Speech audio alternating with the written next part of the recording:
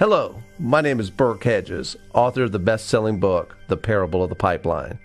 I open my book with a story about Pablo and Bruno, who take two very different paths in their quest for financial independence. What you're about to see is the delightful animated story of their adventure. So, sit back, relax, and enjoy the life-changing lessons in The Parable of the Pipeline.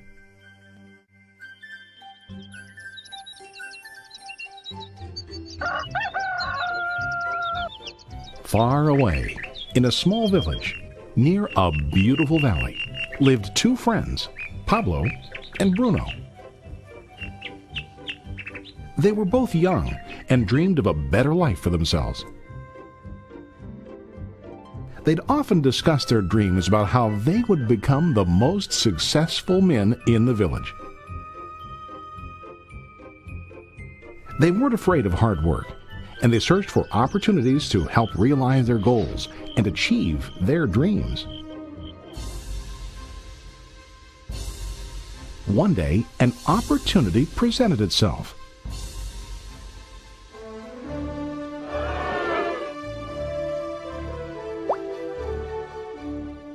The mayor of the village decided to hire two people to bring water from a spring up on the mountain, across the valley, back down to the village.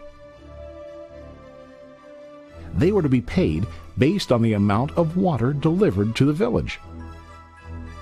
Bruno and Pablo enthusiastically got to work. Every day, from morning till evening, they carried buckets to and from the spring. They worked hard, carrying water to the village. In the evening, they'd return home with their day's wages.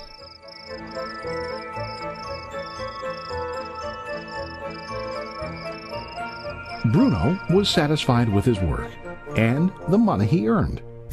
He was sure that with this work he could achieve his dreams. Bruno thought that to increase his wages he could use bigger buckets to bring more water each trip.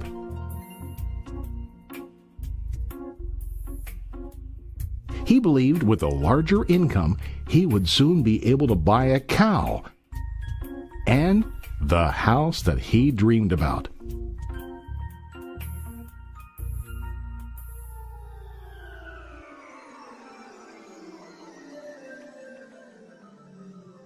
Now Pablo was not satisfied.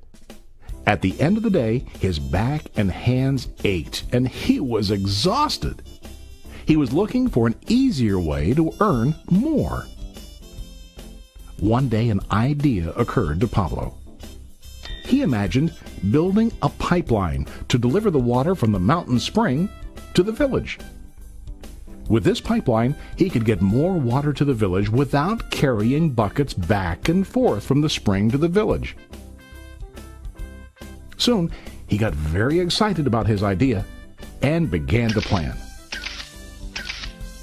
Pablo, of course, shared his idea with his friend Bruno and asked him to join with him to work on and help build the pipeline. Bruno thought the idea was crazy. All Bruno could think about was what his money could buy today and how to get it quicker. He felt that building a pipeline would slow him down and delay him in achieving his goals.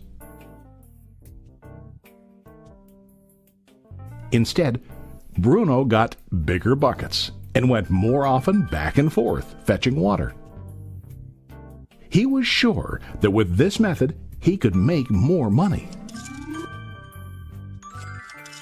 Pablo decided to build the pipeline on his own. He understood that it would not be easy to build, and it would take time to complete the pipeline. Pablo knew that it could take several years to finish, but he set his mind on his goal. Every day he worked and carried water like before. But on weekends and during his spare time, he worked hard to dig in the rocky soil and build his pipeline. In the first month, there was little to show for his work.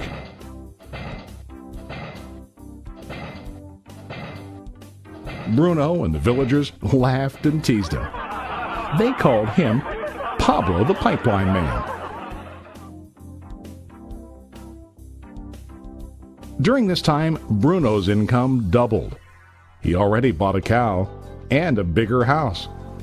His lifestyle changed. He now spent time after work in the bar, enjoying his hard-earned wages from delivering water.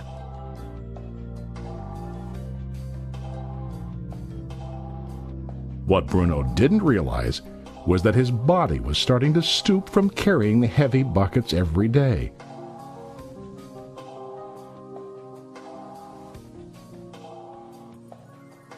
His face looked worn and his body tired. Soon, he began to carry less and less water due to the wear and tear on his body.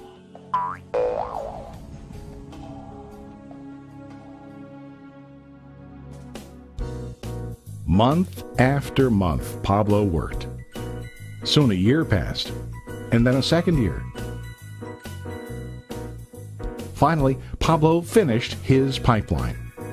He now used his pipeline to deliver water to the village instead of carrying buckets. Pablo was now earning more money than ever before. The water continued flowing to the village, while Pablo wasn't working. While he slept and ate, the water flowed. Pablo was happy and proud of his insight, persistence, and hard work. Now his income flowed as long as the water flowed through his pipeline.